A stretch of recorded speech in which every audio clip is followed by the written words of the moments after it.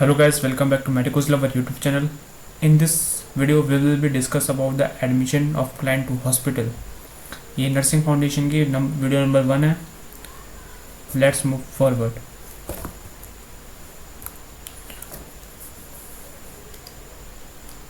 इसमें सबसे पहले ऑब्जेक्टिव्स की हम बात कर लेते हैं. तो इसमें आ जाते हैं हमारे point number 1 admission types, admission procedures, preparation of unit, transfer procedure, role of a nurse.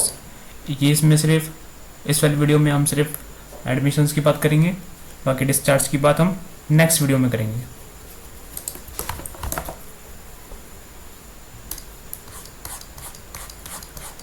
Admission की बात कर लेते हैं. एडमिशन सिंपल टर्म्स में बताएं तो क्लाइंट्स का हॉस्पिटल में आना, उनका स्टे करना, ऑब्जर्वेशन में रहना, इन्वेस्टिगेशन होना, डायग्नोसिस करना, ट्रीटमेंट करना डिसीज की जो कि वो सफरिंग है. तो यही इसकी डेफिनेशन है. It means allowing a client to stay in the hospital for observation, investigation and treatment of a disease he is suffering from.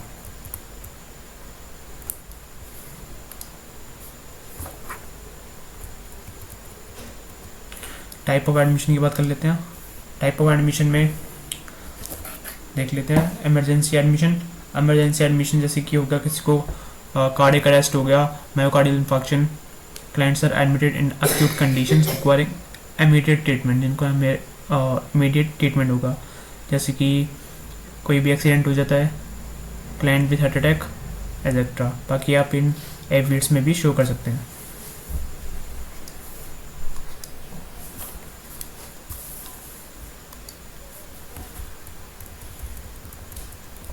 Second है हमारे पास रूटीन एडमिशंस.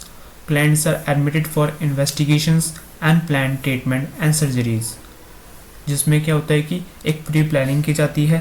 अगर उसको सर्जरी करानी है तो पूरी प्लानिंग की जाएगी. पहले एक्सरे वगैरह होगा, डायग्नोसिस होगा, फिर उसको लैब में सेंड करेंगे, फिर उसको टाइमली धीरे धीरे करके वीकली और मंथली फिर उसकी सर्जरी का अपॉइंटमेंट मिल जाएगी.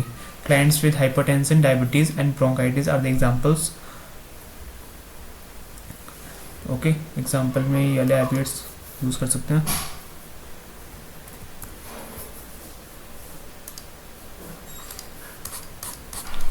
Admission procedures. एडमिशन प्रोसीजर्स में फर्स्ट आता है ओपीडी. ओपीडी में क्या होता है? Out patient department. फर्स्ट इसका जो पॉइंट है वो होता है receiving the client. The personal in admitted department should greet and make patient feel comfortable. तो नर्स का जो फर्स्ट काम होगा कि जो हमारा पेशेंट है वो हमारे ओपीडी में आता है तो उसकी सबसे पहले क्या होनी चाहिए? ग्रीट होनी चाहिए और पेशेंट को कैसा फील कंफर्टेबल कराना है. In emergency condition no time should be wasted to initiate the treatment. Emergency condition में ये सारी चीज़ें हमें प्रेफरेबल नहीं करनी है कि उसका हम पहले नाम पूछ रहे हैं, सेक्स पूछ रहे हैं, जेंडर, ये सब चीज़ें नहीं है. डायरेक्टली उस पर ट्रीटमेंट डायग्नोसिस करना है, ट्रीटमेंट करना है और ये सारी फॉर्मेलिटीज़ फर्दर ऑन कंटिन्यू करेंगे. The manner in which the doctor or nurse receive the client is most important aspect of reception.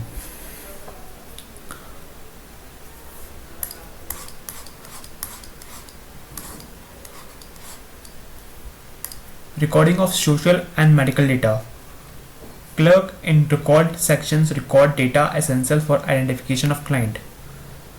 अगर nurses, mainly nurses ही करती हैं, जो वहाँ पे क्लर्क्स होते हैं या फिर वो उनका क्या करेंगे? रिकॉर्ड्स को अपनी जो प्रैक्टिकल फाइल्स होती हैं उसमें रिटर्न करेंगे. जैसे कि एग्जांपल हो गया सोशल डेटा, नेम हो गया, एज हो गया, सेक्स, एजुकेशन एंड एड्रेस. ठीक है. Occupation, religion, income, marital status, telephone number etcetera. अगर पेशेंट इस कंडीशन में नहीं है कि वो अपने ये सब चीज़ें पता पाए तो उसके साथ जो भी दूसरा या तो उसका रिलेटिव होगा या फिर उसका कोई मेंबर होगा, कलीग होगा, जो भी है, आप उससे भी उससे एड्रेस कर सकते हैं. Medical data diagnosis. Medical data diagnosis, provisional diagnosis, duration of illness, name of the patient.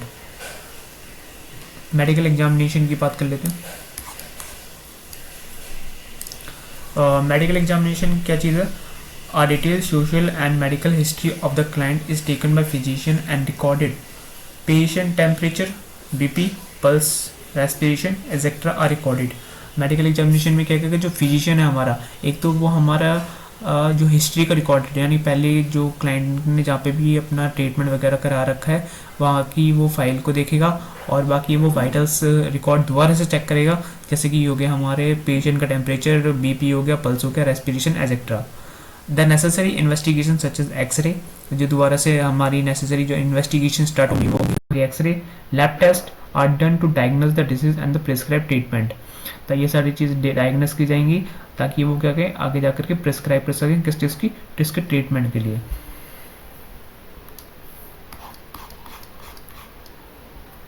Now come to next IPD. IPD क्या होता है? Inpatient department. The clients who are suffering from mild ailments, यानी कि जिनको ज़्यादा severity नहीं है, are sent home with necessary treatment, उनको घर भेज दिया जाएगा और नेसेसरी ट्रीटमेंट के साथ। ये मेनली कोरोना के टाइम पे बहुत ज़्यादा देखने को मिला था कि हॉस्पिटल्स में जो सीट्स इतनी अवेलेबल, बेड्स इतने अवेलेबल्स नहीं थे, तो माइनर एलिमेंट्स वाले जो पेशेंट थे उनको वो घर में ही उनका इलाज किया जाता है ना।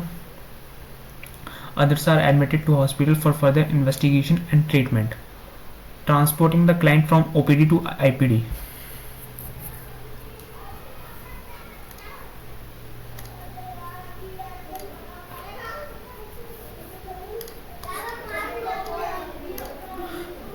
Clients who are not very ill, जो clients हमारे patient जो ज़्यादा उनकी सीवियर कंडीशन नहीं है, are allowed to walk, are escorted to ward by nurse or attendants. Wheelchairs should be available for those who are too sick, weak and not able to walk. तो जो हमारे patient हैं जिनको ज़्यादा इल नहीं है, तो वो तो हमारे जैसे कॉरिडोर हो गया उसमें जा कर के वो टहल सकते हैं, ठीक है, बाय द अगर वो चल नहीं सकते तो वो किसकी हेल्प ले सकते हैं? नर्स की ले सकते हैं या फिर अटेंडेंट की जो भी उनके साथ आया है। और उनकी हेल्प के लिए और भी बहुत सारी मेडिकल इक्विपमेंट्स जो कि व्हील चेयर्स वहाँ पे ऑक्यूपाइड होगी, और should be available for those who are too sick, जो काफ़ी सिक है उनके लिए अवेलेबल होगी। वीक और नॉट एबल टू वॉक, जो पेशेंट हमारे चल नहीं सकते हैं। Clients who are brought to hospital and ambulance should be carried to their respected और stretchers. Reception of the client by ward sister.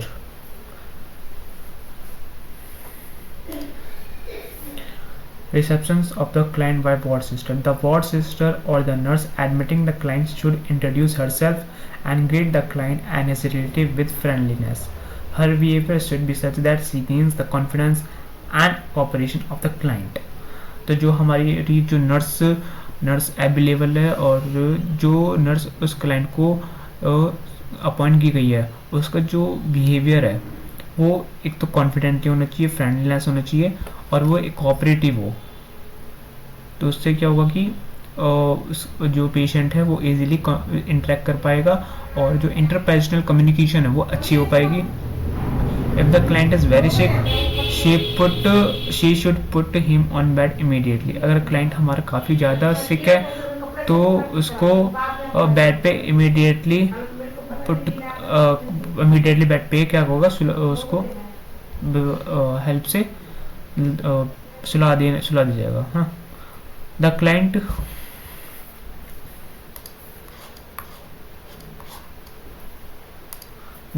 who is not very ill is allowed to move about and can be taken to around in the ward।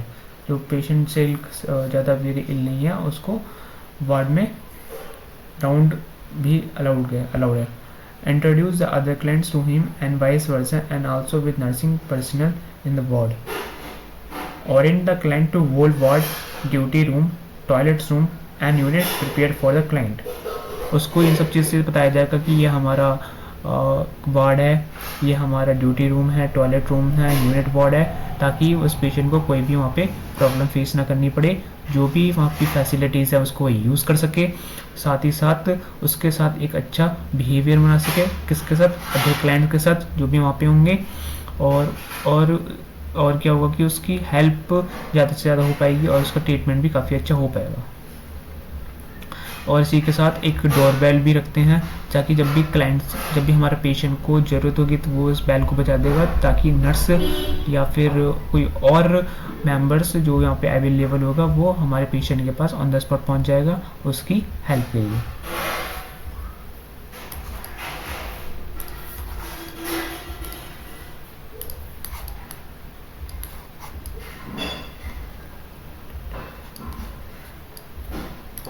Explain hospital policies, procedures, routines to the client and relatives. जो nurse को hospital की policies, procedure, routines ये सब clients को बताना होगा और जो भी फॉर्मेलिटीज़ है वो भी कंप्लीट करनी होगी। Explain to client the time for meal, servings, doctor visits, visiting time, prayers hours. ये भी हमें पेशेंट को बताना होगा कि उसका जो मील का जो टाइमिंग है वो क्या है, मॉर्निंग का क्या है, इवनिंग का क्या है, आफ्टरनून का क्या है और नाइट का क्या है, दैट इज़ कॉल्ड डिनर, है ना।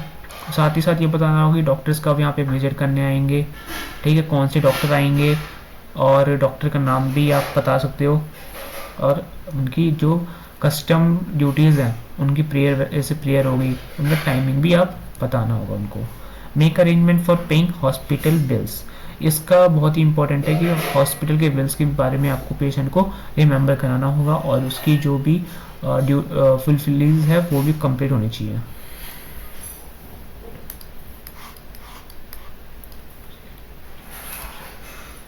Preliminary observation of client. The first few moments with client, facial expression will denote his emotional reaction and presence of pain, fatigue. तो preliminary observation of the client क्या होगा कि जो nurse है वो जब पेशेंट के साथ इंटरेक्ट कर रही होगी तो उसका फेशियल एक्सप्रेशन को डिनोट करेगी, उसके इमोशनल रिएक्शंस को, और उसको अगर ज़्यादा पेन हो रहा है, कम पेन हो रहा है तो उसको सीवियरिटी को भी उसको पता लगाना है, साथ साथ उसकी फटीग को भी।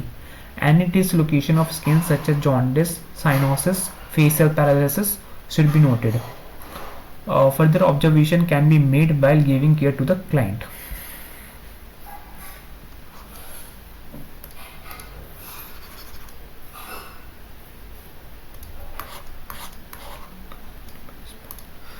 Helping the client to occupy his bed. A closed bed is converted to open bed on admission of client.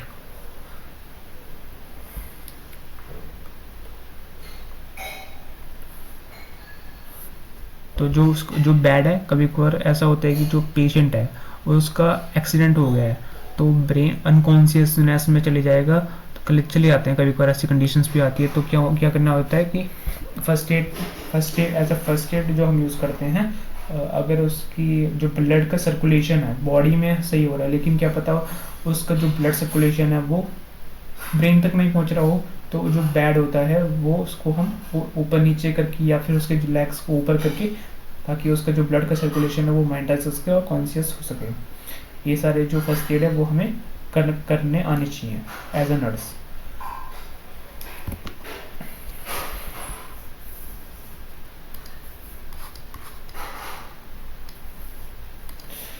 His temperature, pulse and respiration are recorded at the time of admission and later on at regular intervals. तो उसका temperature, pulse, respiration recorded होगा, at the time admission भी होगा, साथ ही साथ वो regular visits पे भी होता रहता है और लेटर ऑन। ठीक है। Check the doctor's order that are to be carried out immediately, जो भी डॉक्टर ने ऑर्डर्स दिए हैं वो फुलफिल होने चाहिए। Recorded in the inpatient chart, date and time of admission, condition of patient and observe made by on the client। तो जो जैसे कि inpatient चार्ट होता है एक, है ना, पल्स रेट का होता है, रेस्पिरेटरी रेट का होता है और ब्रीथिंग का भी होता है ना। ये सारे मॉर्निंग, इवनिंग, आफ्टरनून ये जो चार्ट्स हैं उसको भी कंप्लीट करना है और रेगुलर उसकी विजिटिंग रेगुलर उसको कंप्लीट करते रहना है। और date and time of admission, कब उसने एडमिशन लिया था और कब उसका डिस्चार्ज हो रहा है, यानी कुल मिलाकर के उसकी जो प्रैक्टिकल फाइल है, यानी कि जो उसकी फाइल बनेगी वो एकदम प्रॉपर होनी चाहिए, कंप्लीट होनी चाहिए और समझ में भी आनी चाहिए। थोड़ी हैंड राइटिंग का भी ध्यान रखना है ना। Observation based on the client.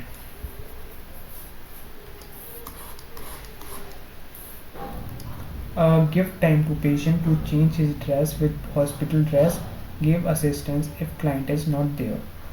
अगर पेशेंट के साथ उसका कोई रिलेटिव नहीं है, कोई फैमिली मेम्बर नहीं है, तो उसके साथ हमें एक क्लाइंट देना होगा। अगर उसको रिक्वायरमेंट है, वैसे नेसेसरी नहीं है, अगर उसको रिक्वायरमेंट है तो अगर ज़्यादा सीवियर केस हो जाता है तो पेशेंट को अपनी ड्रेस को चेंज करना होगा, हॉस्पिटल की ड्रेस को वियर करना होगा। If the client have to bath on admission, bathing should be given. अगर एडमिशन के बाद अगर क्लाइंट को अगर बाथ करना या फिर डॉक्टर ने प्रिस्क्राइब किया है इसको सर्जरी से पहले या फिर डायग्नोसिस से पहले, अगर इसको थोड़ा बहुत बात वगैरह स्पॉन्जी बाथिंग या फिर कोई भी बाथिंग करनी है तो उसको बाथरूम भी, वॉशरूम वगैरह भी अलॉट होते हैं। Bed bath should be given to a client not fit for bathroom bath. तो जो क्लाइंट कुछ ऐसा सीवियर कंडीशन हो गया, जैसे कि एक्सीडेंट्स हो गए या फिर ऐसी कोई सीवियरिटी है, तो उसको स्पॉन्जी बाथ भी प्रेफर करते हैं। ठीक है, bed bath given opportunity to the nurse to examine client carefully. Never leave a seriously ill client alone in the private room without any help. अगर कोई क्लाइंट बहुत ही ज़्यादा सीवियर कंडीशन में है तो वो जो उसका जो रूम होगा, प्राइवेट रूम जो होगा, उसमें उसको हम अलोन नहीं छोड़ सकते, उसके साथ एक क्लाइंट होना ज़रूरी है। If any test are order by doctors the nurse must take arrangement to carry out. अगर कोई टेस्ट बोला है तो वो नर्स को किसी भी कंडीशन में फुलफिल करना चाहिए। Carry out the other procedure, अगर वो नहीं कर पा रही है तो डॉक्टर को इमीडिएटली इन्फॉर्म करना है। Carry out other procedure prescribe by doctor if any. अगर डॉक्टर ने कोई और ऑर्डर दिया है तो उसको उस प्रोसीजर को प्रिस्क्राइब करना, प्रोसीजर प्रिस्क्राइब डॉक्टर, ठीक है, प्रिस्क्राइब करना आना चाहिए।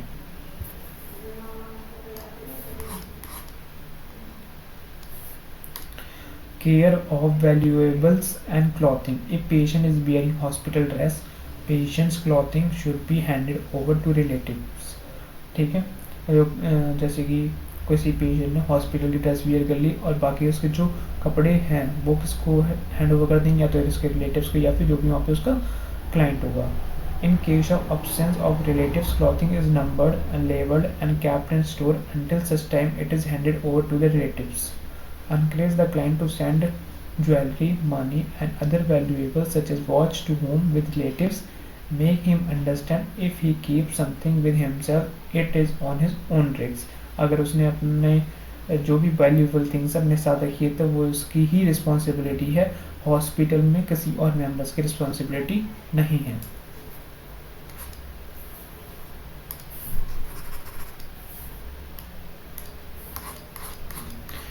प्रिपरेशन ऑफ यूनिट, प्रिपरेशन की बात कर लेते हैं। प्रिपरेशन ऑफ इक्विपमेंट में आ जाएगा पेशेंट का bed, linen, sheets, patient locker, patient chart, adequate light, clock, ventilation, wheel chair, stretchers. Charts में आ जाएगा doctor orders, general history sheet, nurses record, TPR chart, temperature pulse respiration chart, progress record, intake output record, investigation record, operation record, discharge sheet. Transfer of patient from one ward to another. ठीक है, transfer of patient from one ward to another, एक ward से दूसरी ward में transfer करना। The doctor in charge will write the transfer order in the client's chart. The sister in charge should inform the sister in charge of the new ward. तो एक ward की जो sister in charge है वो दूसरे ward के sister in charge को इसके बारे में इन्फॉर्म करेगी। Client chart should be completed and made up to date. Client का जो चार्ट है वो कंप्लीट होना चाहिए और अप टू द डेट होना चाहिए। The client records with x-ray, ECGs, lab reports and the medicine card should be send with the patient. ये सब चीज़ पेशेंट के, जब पेशेंट एक वार्ड से दूसरे वार्ड में जाएगा तो वो सारे जिसकी भी जो एसेंशियल्स हैं वो भी उसी के साथ प्रॉपर मैनर में उसी के साथ जाएंगे दूसरे वार्ड में। The belonging of the patient should be checked and handed over to the sister.